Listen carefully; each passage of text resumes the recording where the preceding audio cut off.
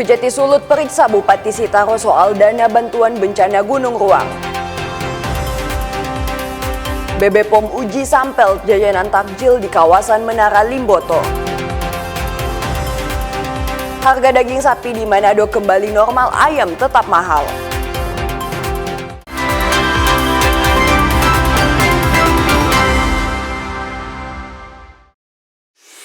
Selamat pagi saudara, apa kabar Anda hari ini? Kita jumpa dalam program Kompas Pagi. Selain 3 berita utama tadi, Anda juga bisa menikmati sejumlah informasi menarik lainnya yang dihimpun tim redaksi Kompas TV. Bersama saya Anata Samewoh, inilah Kompas Pagi selengkapnya. Hanya di Kompas TV, independen, terpercaya.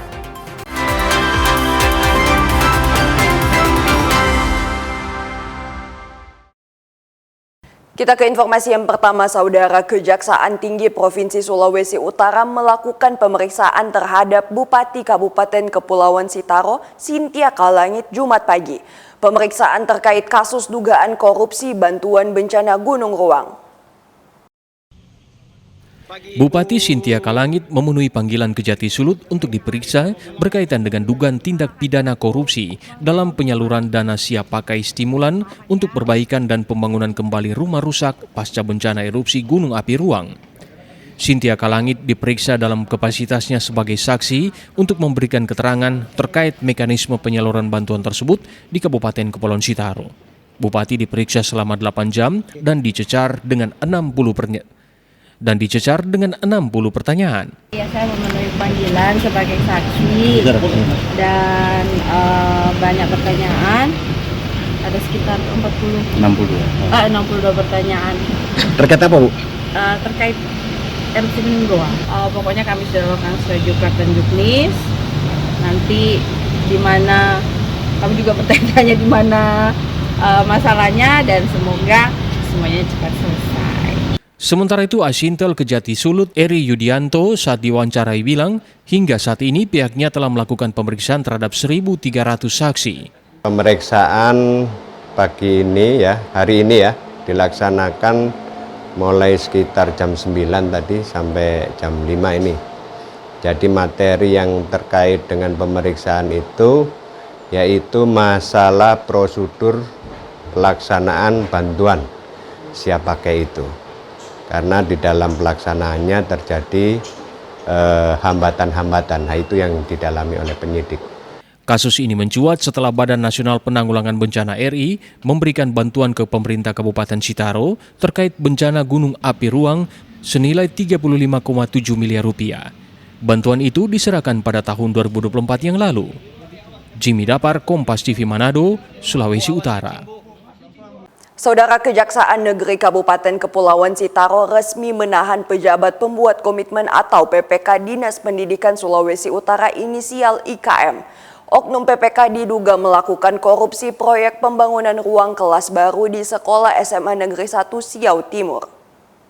Tim Kejati Sitaro menahan tersangka IKM pada Jumat malam 27 Februari 2026.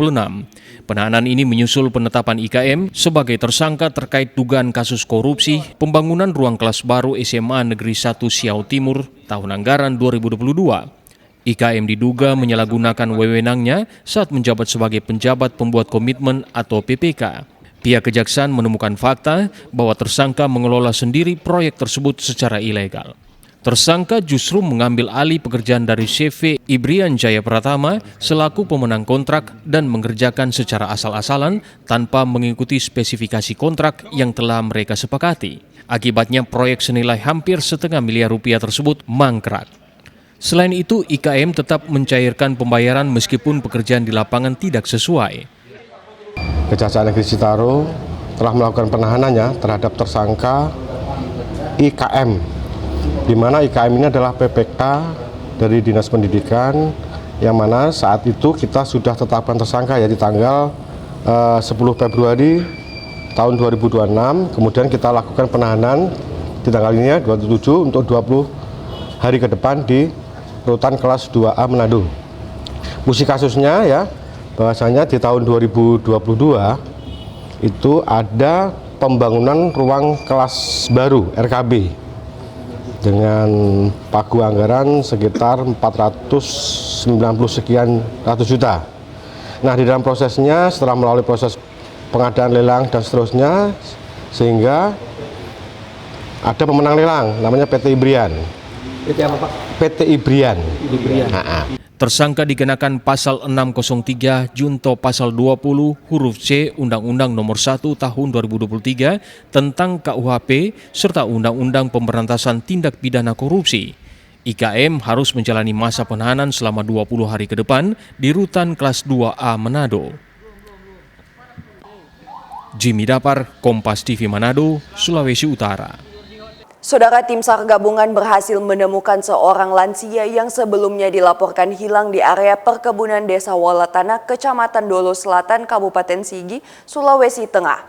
Korban ditemukan dalam kondisi selamat Jumat pagi 27 Februari 2026. Dalam video milik tim SAR, seorang warga berusia 70 tahun digendong seorang anggota polisi untuk dipindahkan ke tandu tim SAR. Korban bernama Saripah ditemukan sekitar pukul 8:15 WITA pada hari kedua operasi pencarian. Tim menemukan korban sekitar 6 km dari lokasi kejadian awal.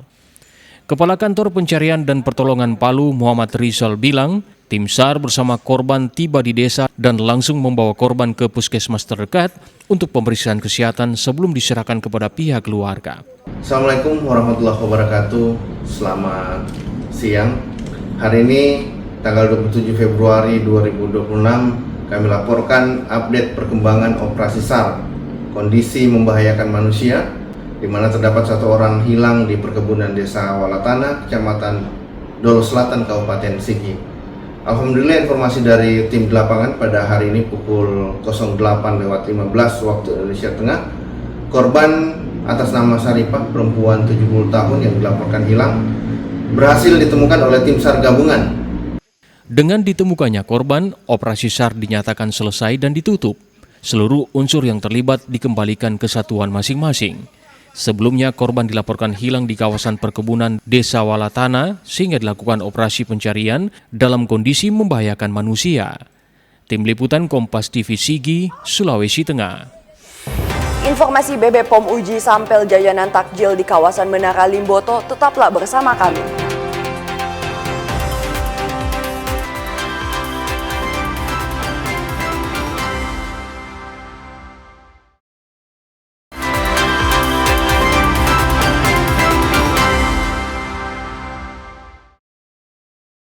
Terima kasih Anda masih bersama kami di Kompas Pagi. Saudara, keamanan pangan khususnya takjil menjadi perhatian serius pemerintah Provinsi Gorontalo selama bulan Ramadan. Tim Balai Besar Pengawas Obat dan Makanan BB POM Provinsi Gorontalo turun melakukan pengawasan penjualan takjil di kawasan Menara Limboto. Satu persatu lapak pedagang takjil yang berada di bawah Menara Limboto didatangi petugas dari Balai Besar Pengawas Obat dan Makanan Gorontalo. Tim BB POM didampingi Wakil Gubernur Gorontalo, Ida Syahida Rusli Habibi, serta Wakil Bupati Kabupaten Gorontalo. Tiap lapak didatangi petugas dengan membeli satu varian takjil untuk dijadikan sampel. Sampel yang diambil langsung diuji di laboratorium keliling milik BB POM. Uji laboratorium dilakukan untuk memastikan semua jajanan takjil bebas dari bahan berbahaya seperti zat pewarna tekstil, formalin, ataupun boraks. Wakil Gubernur Gorontalo Syahida Rusli Habibi menyebut langkah ini adalah upaya antisipasi pemerintah untuk memastikan makanan atau bahan pangan yang dikonsumsi warga selama bulan Ramadan tidak terkontaminasi zat berbahaya. Dari Badan POM dan saya mendampingi Badan POM juga di sini tentunya mengantisipasi di selama bulan Ramadan ini jangan sampai masyarakat itu keracunan makanan ya, karena dari beberapa pantauan kami di 2 tahun yang lalu ada salah satu kabupaten yang diketemukan makanan yang disajikan itu mengandung borak. Jadi tadi ada bakso juga, ada bakso yang dites, ya, jadi itu tadi minyak itu diperiksa, diteliti apakah mengandung borak atau tidak. Pengawasan dan uji laboratorium seperti ini tidak hanya dilakukan di lokasi jajanan takjil, tetapi juga di seluruh pasar tradisional di Gorontalo. Pengawasan meliputi pemeriksaan bahan baku yang dijual serta produk makanan yang sudah melewati batas kedaluarsa. Sampai dengan 18 sampel, alhamdulillah semua negatif. Namun kami dari Badan POM ini bersama dengan Satgas Pengawasan Obat dan Makanan, ini kita juga melakukan pengawasan di pasarnya. Jadi mencegah supaya jangan sampai bahan yang berbahayanya itu beredarnya mulai dari pasar. Ini kita akan turun di beberapa tempat di seluruh kabupaten kota di Provinsi Gorontalo bersama tim Satgas secara sidak dan melakukan pengawalan untuk pencegahan tadi ya, makanan-makanan kadaluarsa maupun juga makanan-makanan yang mengandung bahan berbahaya. Dari hasil pemeriksaan terhadap 18 sampel makanan, petugas tidak menemukan adanya kandungan bahan berbahaya. Seluruh sampel dinyatakan negatif. Agustiar, Kompas TV, Gorontalo. Saudara, jelang Idul Fitri, Bank Indonesia membuka loket penukaran uang layanan mobile di Kota Mobagu. Warga nampak antusias menukar uang pecahan baru guna kebutuhan Ramadan dan Lebaran nanti. Layanan penukaran uang oleh Bank Indonesia ini digelar di halaman parkir Masjid Baitul Makmur Kota Mobagu dan disambut antusias masyarakat sejak pagi hari. Agar proses penukaran berjalan tertib, petugas mengatur antrean dan setiap warga juga dibatasi jumlah penukarannya. Warga bilang layanan penukaran uang sangat membantu mereka untuk mendapatkan uang pecahan baru dengan mudah dan aman. Pecahan 50.000, 20.000, 10.000, 5.000, 2.000, 1.000. Sangat mudah, jadi cuma buka link BI Pintar, itu hanya memasukkan KTP, terus pilih kota dan lokasi untuk penukaran uang rupiah. Berbantu sekali, karena kan orang sudah susah-susah cari kan. Jadi dengan ini orang masyarakat terbantu. Daftar di link yang disediakan, sudah terus antri. Pelayanan kas keliling ini merupakan upaya Bank Indonesia untuk memastikan ketersediaan uang layak edar di masyarakat, khususnya saat Ramadan dan jelang Idul Fitri. Rahman Rahim, Kompas TV, Kota Mobagu, Sulawesi Utara. Saudara, Bank Indonesia Sulawesi Utara berbagi voucher takjil dengan cara yang unik. Melalui program Hijaukan Ramadan Berkah atau program Hikmah, Bank Indonesia mengajak warga untuk menukar voucher takjil dengan 5 sampah botol plastik. Puluhan warga berbondong-bondong menurunkan sampah botol plastik untuk mendapatkan voucher takjil senilai Rp25.000. Pemandangan ini terlihat di lokasi wisata kuliner Ramadan tahun 2026 yang digelar oleh Bank Indonesia Sulawesi Utara di kawasan Megamas Kota Manado. Program ini disambut antusias oleh warga. Bantu juga yang teman-teman yang bekerja tanggal tua tuh, jadi boleh dapat voucher makan gratis. Sangat luar biasa program BI. Melalui program Hikmah ini, Bank Indonesia menargetkan mampu mengumpulkan 10.000 sampah botol plastik yang akan didistribusikan ke Bank Sampah Induk Likupang. Sampah plastik kemudian akan diolah menjadi hasil kerajinan tangan. Setiap harinya kita bagikan 100 kupon makan, jadi teman-teman datang aja ke wisata kuliner Ramadan yang ada di parkiran Mega Mall. Silakan membawa 5 botol bekas air mineral. Jadi kalau bawa 5 botol nanti akan ditukar dengan voucher Rp25.000 yang bisa dibelanjakan di wisata kuliner Ramadan. Keunikan program Hikmah ini menjadi program favorit warga yang berkunjung ke lokasi wisata kuliner Ramadan 2026. Singli Manderes, Kompas TV Manado, Sulawesi Utara. Saudara, warga di Manado terus menjaga kerukunan dan toleransi antar umat beragama. Bulan Ramadan kali ini salah satu jemaat gereja yakni Masehi Advent hari ke-7 di Tumumpa 2 Kota Manado saling berbagi takjil. Mereka membagikan paket takjil kepada warga muslim yang menjalani puasa. Guna memberikan semangat kepada warga muslim yang sedang berpuasa, anggota jemaat di gereja Masehi Advent hari ke-7 Tumumpa 2 bagi-bagi takjil. Jemaat menyediakan 50 paket takjil untuk diberikan kepada umat muslim di sekitar lingkungan jemaat gereja. Takjil diberikan oleh warga sekitar gereja kepada umat muslim melalui penukaran kupon yang sebelumnya telah dibagikan. Warga muslim pun nampak antusias menukarkan kupon dengan aneka takjil yang tersedia. Momen seperti ini tidak hanya dilakukan di tahun ini saja, tapi sudah berlangsung beberapa tahun sejak COVID melanda. Saling berbagi di momen keagamaan sudah menjadi tradisi warga Manado yang saling menjaga kerukunan antar umat beragama. Awalnya kita tahu bersama pada waktu COVID itu kan lockdown, dan saat itu masyarakat sangat membutuhkan pelayanan sentuhan kasih seperti ini. Dan saat itu posisi kami gereja melihat bahwa kita peduli dengan saudara-saudara, sahabat-sahabat kita, tetangga-tetangga kita Muslim yang saat itu mau puasa. Jadi disitulah muncul niat daripada jemaat untuk rindu membagi takjil dengan orang-orang Muslim. Selain berbagi takjil, jemaat di Gereja Masih Advent hari ke-7 ini juga telah menggelar pemeriksaan kesehatan gratis yang melibatkan warga Muslim sehari sebelum dimulainya puasa. Sungli Manderes, Kompas TV Manado, Sulawesi Utara. Saudara, jika biasanya program makan bergizi gratis atau MBG dibagikan pada pagi hari maupun menjelang pulang sekolah, suasana berbeda terlihat di SDN 17 dan SMP 08 Satap Telaga Biru Kabupaten Gorontalo. Di bulan Ramadan ini paket MBG justru dibagikan pada sore hari sebagai menu buka puasa bersama di sekolah. Suasana sore di SDN 17 dan SMP 08 Satap Telaga Biru Kabupaten Gorontalo tampak lebih ramai dari biasanya. Berbeda dari hari-hari sebelumnya, paket makan bergizi gratis atau MBG kali ini dibagikan sore hari untuk menu buka puasa. Pihak sekolah bersama Dapur SPPG Bentadio Barat sepakat menyalurkan menu MBG pada sore hari bertepatan dengan kegiatan buka puasa bersama dan penutupan pesantren Kilat Ramadan. Menu yang diterima siswa berupa makanan basah siap santap seperti paket kue, bubur ayam, sop, serta es buah. Penyaluran makanan bergizi gratis dilakukan seperti ini dengan tujuan agar lebih tepat bermanfaat, apalagi di saat bulan Ramadan saat ini. Memang merupakan kesepakatan kami untuk, kan sebelumnya memang akan diselenggarakan pada pagi hari. Cuma karena melalui musyawarah dan rapat kemarin, disarankan kepada SPPG untuk kita gunakan saja untuk buka puasa bersama. Alhamdulillah itu disepakati dan kebijakan ini pun disambut positif para siswa. Siswa mengaku senang karena bisa berbuka puasa bersama teman-teman di sekolah dengan menu yang lezat dan bergizi. Sebelumnya tidak ada bubur. Berarti tidak ada bubur. Ora ada apa-apa ini selain bubur?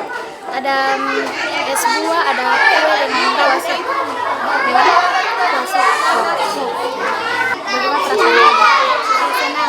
Total penerima MBG di sekolah ini mencapai 238 orang, terdiri dari 142 siswa SD, 96 siswa SMP, serta para guru. Kepala SPPG mengaku terkendala dalam penyediaan bahan baku, khususnya susu kemasan, lantaran stok terbatas. Satap ini ada 2 sekolah, ada SDN 17 sama SMP 8. Total usulnya berapa? Jumlah semua ada 142 yang di SDN 17, 96 di SMP 8. Saat ini kesulitan bahan baku ada di susu, jadi untuk hari ini kami tidak memakai susu karena sudah habis stok. Selain bisa mendapatkan distribusi makanan bergizi gratis, penyaluran MBG saat jelang buka puasa diharapkan bisa mempererat kebersamaan serta menambah semangat beribadah di bulan suci Ramadan. Agustiar, Kompas TV, Gorontalo. Saudara, di bulan Ramadan, seorang polisi di Gorontalo di tengah kesibukannya menjaga keamanan wilayah secara sukarela mengajar mengaji kepada anak-anak. Sebelum buka puasa tiba, polisi ini menjemput anak-anak dengan menggunakan mobil patroli polisi. Inilah aktivitas Ibda Adam Ahmad dalam kesehariannya ketika bertugas sebagai Kepala Subsektor Denggilo, Polres Puhuwato, Polda Gorontalo. Dalam kesibukannya menjaga stabilitas keamanan di wilayahnya, momentum Ramadan juga dimanfaatkan mengajar mengaji kepada anak-anak. Menariknya, anak-anak di sejumlah desa di Kecamatan Denggilo dijemput Ibda Adam ke rumah masing-masing untuk menjamin rasa aman bagi anak-anak dan memberikan rasa aman kepada orang tua. Ibda Adam sengaja mendirikan pondok sederhana di halaman subsektor Denggilo dan dijadikan sebagai tempat mengaji yang kemudian dinamakan Kampung Ramadan Ngabuburit Asik bersama Pak Polisi. Anak-anak terlihat antusias datang dan belajar bersama Ibda Adam. Di pondok ini, anak-anak diajarkan mengaji, baca tulis, serta melafalkan Al-Quran. Untuk kegiatan di sini, alhamdulillah diikuti oleh seluruh desa yang ada di Kecamatan Dengilo. Jadi kegiatan di Kampung Ramadan ini selain belajar baca tulis Iqra dan Al-Quran, ada juga kegiatan belajar mewarnai kepada anak-anak yang telah selesai melaksanakan pengajian. Jadi ada sedikit permainan kepada anak kami berikan, yakni belajar mewarnai gambar-gambar profesi ataupun gambar-gambar Islamik lainnya. Aksi polisi di Gorontalo ini mendapat respon positif dari orang tua. Orang tua merasa terbantu karena anak-anak bisa memperoleh ilmu agama di bulan suci Ramadan. Kepala Madrasah Ibtidaiyah Wobudo bersyukur atas program-program yang sudah dilakukan oleh Pak Polsubsektor yang di dalamnya ada ngabuburit bersama Pak Polisi. Kami selaku masyarakat dan orang tua memberikan apresiasi terhadap Polsubsektor yang ada di Kecamatan Dengilo karena kegiatan ini adalah nanti kali ini dilakukan di kecamatan kita, Kecamatan Dengilo, karena kami ada 5 desa, 1 desa itu non-muslim. Alhamdulillah 4 desa ini sudah ada siswa-siswa santri yang sudah mengaji di sini. Selain belajar mengaji, anak-anak juga diajarkan menggambar dan mewarnai yang sengaja dilakukan untuk belajar mengaji dan baca tulis Al-Quran. Agus Diar Syafruddin, Kompas TV, Gorontalo. Saudara, informasi harga daging sapi di Manado kembali normal, ayam tetap mahal, akan kami hadirkan usai jeda. Tetaplah bersama kami.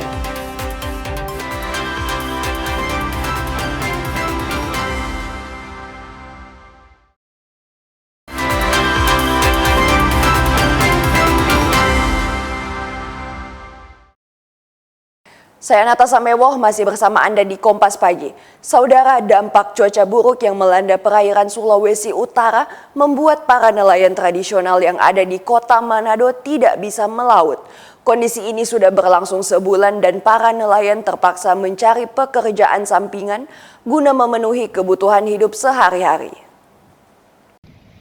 Angin kencang dan gelombang tinggi melanda pesisir pantai kota Manado, Sulawesi Utara sejak sebulan terakhir. Kondisi ini membuat sejumlah nelayan di Kelurahan Sindulang 1, kota Manado tak bisa melaut untuk sementara waktu.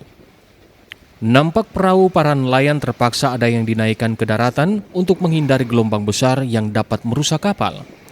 Willy William, nelayan di pesisir pantai Sindulang bilang, dirinya dan para nelayan sudah hampir sebulan tidak bisa mencari ikan di laut, apalagi perahu mereka berukuran kecil sehingga sangat rentan kecelakaan apabila gelombang tinggi. Kegiatan nelayan tradisional terhambat dengan adanya cuaca seperti ini, ombak apa dan segala macam, itu faktor utama. Karena nelayan tradisional itu ibaratnya cuma ngais-ngais rezeki, ibaratnya cuma di pantai-pantai sini gitu. Tapi kalau keadaan cuaca seperti begini ya memang tidak bisa. Karena ini sudah lebih 1 bulan. Juga orang nelayan tradisional tidak turun ke laut. Para nelayan pun berharap agar pemerintah khususnya Pemkot Manado bisa memberikan bantuan sembako untuk memenuhi kebutuhan sehari-hari di saat kondisi cuaca tidak bersahabat. Jimmy Dapar, Kompas TV Manado, Sulawesi Utara. Saudara, harga daging sapi di Pasar Bersahati Kota Manado kini kembali normal setelah sempat naik di awal bulan puasa. Sementara untuk harga daging ayam masih tinggi. Setelah sempat naik hingga mencapai 150.000 kg pada awal puasa, di Jumat pekan lalu, harga daging sapi di Kota Manado kembali normal. Dari pantauan di Pasar Bersahati Kota Manado, harga daging sapi dijual dengan harga Rp130.000 per kilogram. Daging sekarang dia masih stabil, masih 125 per kilo. Orang berbelanja biasa, aman-aman.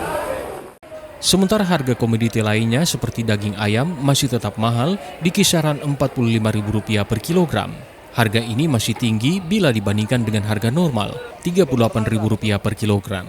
Kondisi ini diakui pedagang membuat dagangannya sepi pembeli dalam beberapa hari terakhir. Biasanya 45, sekarang 42. Ini turun karena apa Pak? Banyak stok atau kurang pembeli? banyak itu ini kurang orang berbelanja. Pasar ini. Untuk daging kurang orang belanja. Iya. Bisa dijangkau. Kalau penjualan bagaimana? Banyak orang rame?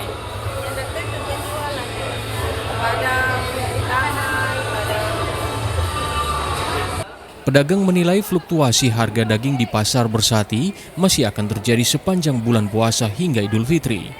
Swingli Manderes, Kompas TV Manado, Sulawesi Utara. Saudara, pemerintah Kota Manado kembali menggelar aksi bersih-bersih pantai di kawasan Pantai Sindulang 1 Kota Manado Jumat pagi. Pada pembersihan kali ini pemerintah terpaksa mengerahkan alat berat lantaran banyaknya sampah yang ada di pesisir pantai. 2 alat berat terpaksa diturunkan untuk mengangkat sampah dengan volume besar memadati Pantai Teluk Manado, tepatnya di kawasan Pantai Sindulang 1.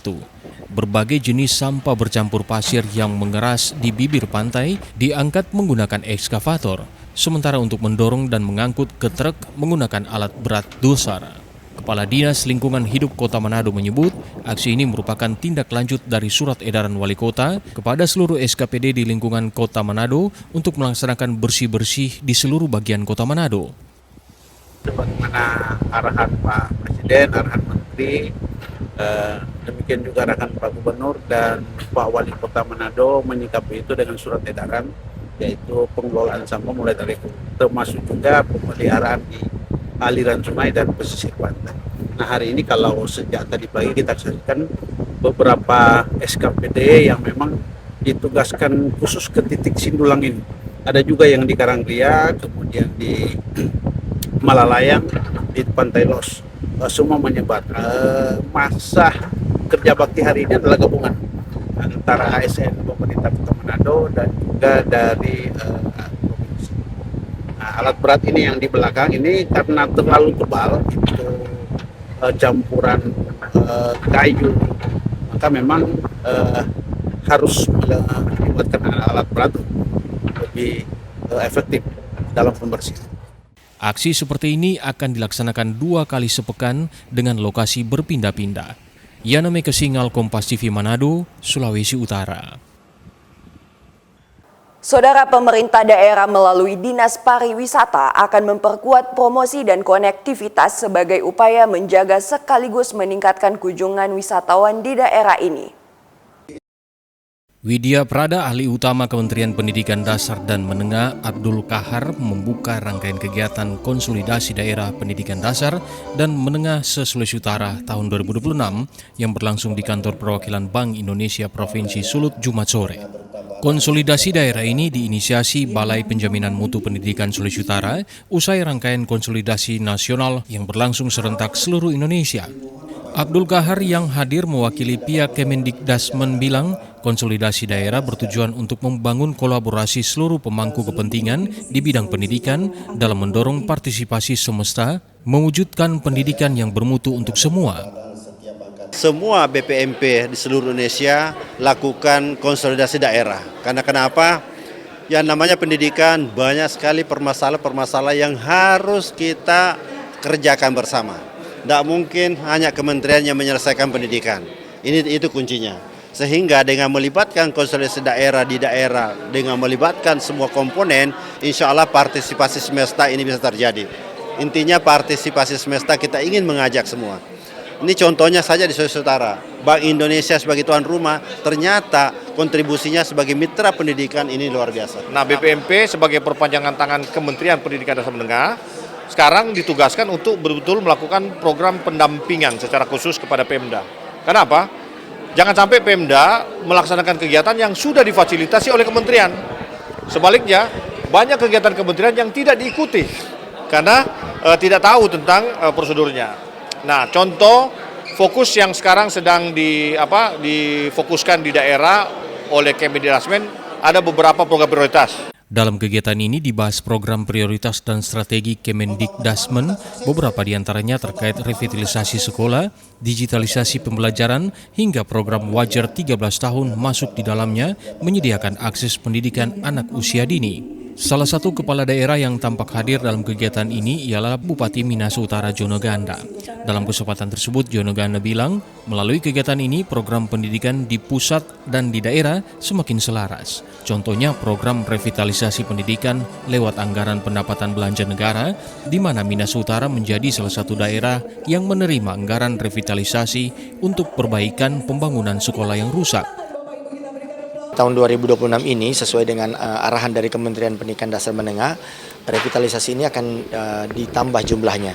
Sehingga masing-masing dari setiap kabupaten kota, termasuk kami Kabupaten Minahasa Utara, kita mengusulkan sekolah-sekolah yang memang sudah sangat memprihatinkan, yang sudah layak untuk dilakukan revitalisasi, sehingga ini bisa dibantu oleh pemerintah pusat dalam hal ini kementerian. Dan metode yang dipakai sekarang ini sudah lebih terstruktur dan lebih teratur karena harus dilakukan secara online. Sehingga syarat-syaratnya itu kita harus penuhi.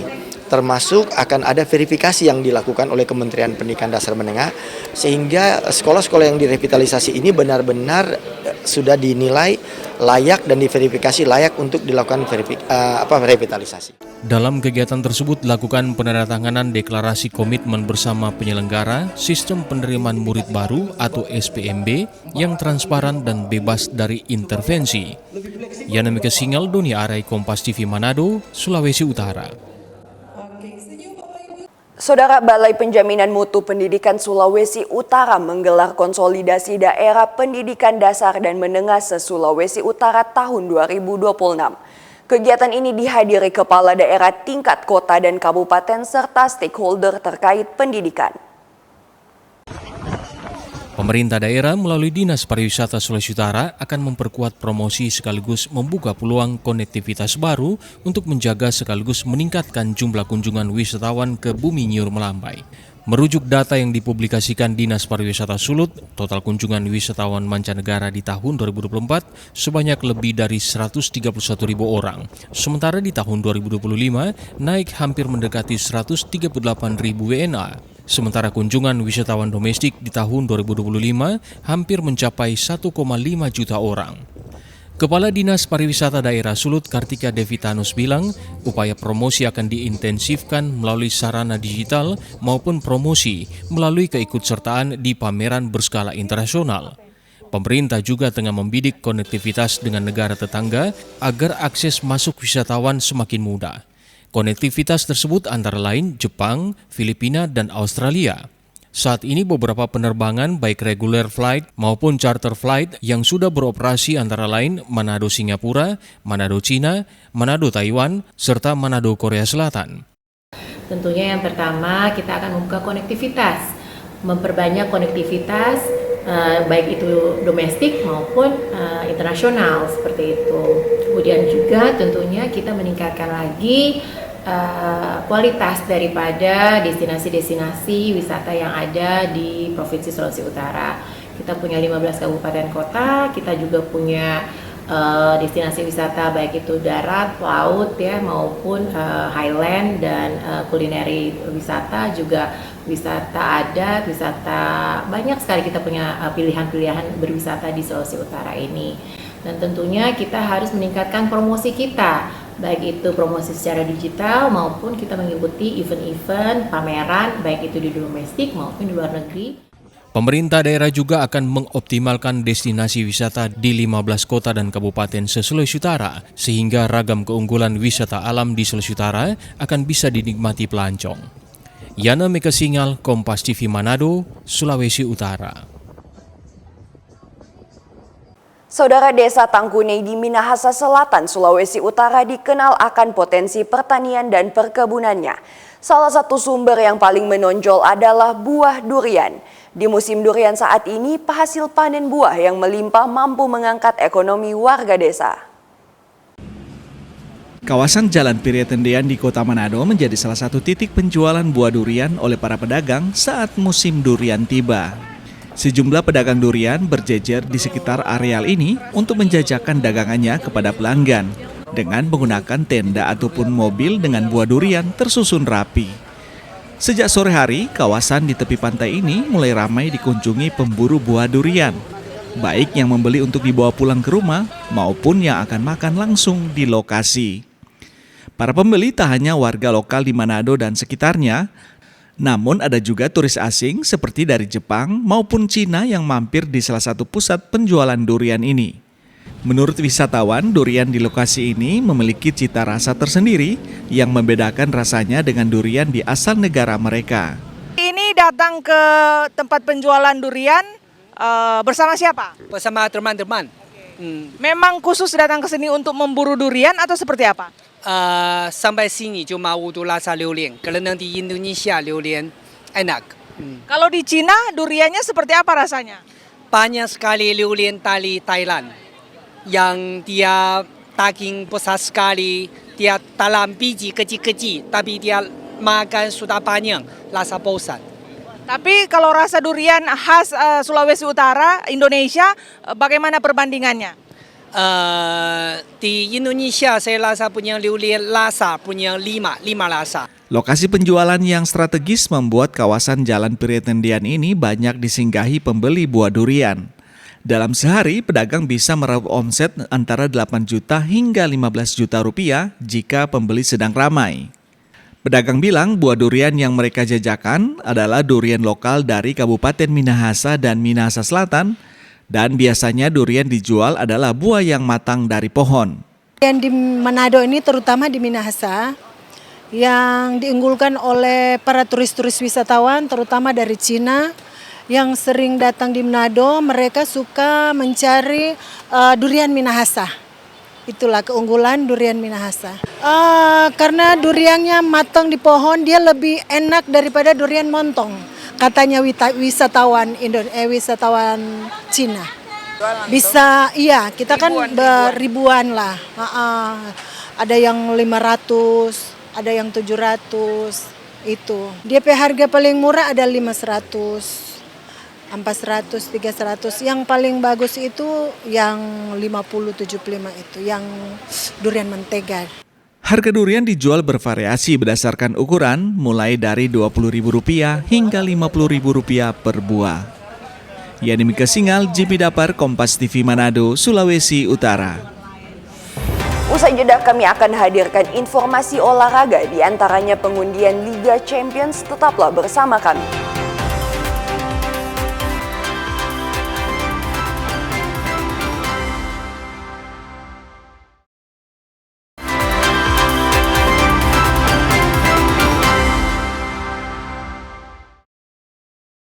Terima kasih Anda masih bersama kami, saudara. Fans Garuda menanti kapan Garuda Calling proyeksi FIFA Series 2026 dilakukan.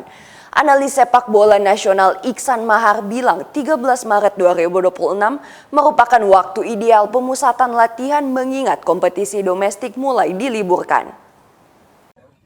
3 negara dari konfederasi berbeda yakni Bulgaria, Kepulauan Solomon, dan Saint Kitts dan Nevis dijadwalkan mengikuti FIFA Series 2026 bersama tuan rumah Indonesia yang akan diselenggarakan 27 dan 30 Maret 2026. Hingga saat ini belum memberikan info pasti kapan pemanggilan nama-nama pemain proyeksi FIFA Series 2026. Analis sepak bola nasional Iksan Mahar menyoroti 13 Maret 2026 merupakan waktu yang ideal untuk melakukan pemusatan latihan nasional. Terlebih para pemain yang berkompetisi di Liga Domestik, Super League, memasuki libur Ramadan dan jeda Hari Raya Idul Fitri. Dari timeline laga internasional FIFA dan juga FIFA Series pada Maret nanti, maka pelatih timnas Indonesia John Herman maksimal akan mengumumkan Garuda Calling atau pemanggilan nama-nama pemain yang akan bergabung pada 2 laga timnas Indonesia di FIFA Series pada tanggal 13 Maret 2026 nanti, atau tepat 14 hari jelang laga pertama Indonesia di FIFA Series pada tanggal 27 Maret mendatang. Tanggal 13 Maret 2026 juga adalah tanggal yang ideal untuk memulai pemusatan latihan karena kita tahu BRI Super League akan mulai memasuki libur Ramadan di laga terakhir bulan Ramadan pada tanggal 12 Maret mendatang. Tim Liputan Kompas TV. Saudara, PSSI kembali menerima sanksi dari Konfederasi Sepak Bola Asia AFC. Federasi dihukum buntut kesalahan persiapan uji coba internasional November tahun lalu. Berdasarkan hasil rapat Komite Disiplin dan Etik AFC, PSSI mendapatkan satu putusan sanksi. Federasi melanggar pasal 11 yang mengatur prosedur regulasi laga internasional Timnas Indonesia U22 kontra Mali U22 November tahun lalu. PSSI disebut AFC terlambat melaporkan pemberitahuan laga uji coba lintas konfederasi antara Konfederasi Asia, AFC, dan Afrika. Akibat keteledoran ini, PSSI dihukum FSC berupa denda $1.500 Amerika atau setara 25 juta rupiah. Denda wajib dibayar lunas oleh federasi paling lambat 30 hari setelah putusan diterbitkan. Dalam putusan FSC tak menyebutkan ketentuan keputusan bisa dibanding oleh PSSI. Ini merupakan hukuman ketujuh yang diterima PSSI dari induk sepak bola benua kuning. Tim Liputan Kompas TV. Saudara, datang sebagai salah satu atlet freeski dengan penghasilan tertinggi di dunia, Eileen Gu menutup Olimpiade musim dingin 2026 dengan 3 keping medali. From the Verona Olympic Arena, welcome to the closing ceremony. Pesta penutupan Olimpiade musim dingin 2026 yang digelar di Verona Olympic Arena menandai berakhirnya gelaran 4 tahunan antar negara. Bertema Beauty in Action, menampilkan opera klasik Italia yang memukau dengan ratusan penampil kelas dunia. Berdarah Tionghoa Amerika tampil konsisten dalam 3 nomor berbeda. 1 medali emas dari nomor halfpipe dan 2 medali perak dari kelas Big Air dan Slopestyle mempertegas posisinya sebagai salah satu atlet ski paling sukses dalam sejarah Olimpiade. Tak hanya bersinar di arena ski, Eileen Gu terkenal sebagai model dan figur publik dengan pengaruh besar di dunia. Atlet kelahiran San Francisco tercatat berkolaborasi dengan brand global seperti Red Bull, Brunello Cucinelli, hingga Victoria's Secret. Menurut Forbes, Eileen Gu sebagai atlet menduduki peringkat 4 atlet putri berpenghasilan tertinggi dunia dengan $23 juta Amerika atau setara 387 miliar rupiah. Menariknya, hampir seluruh pendapatan Eileen Gu berasal dari dunia modeling.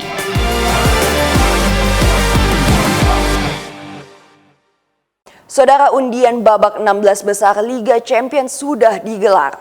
Dari hasil pengundian ada 2 laga yang menjadi sorotan, yakni juara bertahan Paris Saint-Germain kontra Chelsea dan Real Madrid versus Manchester City.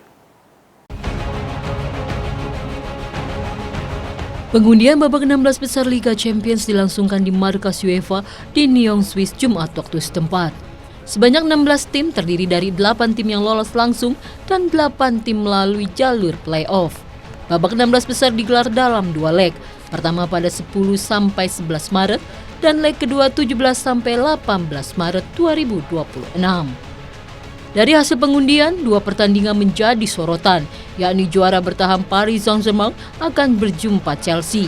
Les Parisiens akan menjadi tuan rumah di Stadion Parc des Princes, leg kedua giliran Stamford Bridge yang menjadi tuan rumah. Kemudian ada Real Madrid kontra Manchester City. Los Blancos akan menjadi tuan rumah di leg pertama dan leg kedua giliran The Citizen. Selain itu, babak 16 besar juga akan menyajikan pertandingan menarik lainnya, antara lain Galatasaray versus Liverpool, Atalanta kontra Bayern Munchen, Newcastle United jumpa Barcelona, hingga Bayer Leverkusen ditantang Arsenal. Informasi tadi menutup perjumpaan kita dalam program Kompas Pagi. Saya Anastasia Mewoh bersama kru yang bertugas mengucapkan terima kasih atas kebersamaan Anda. Tetap saksikan rangkaian program berita di Kompas TV, independen, terpercaya.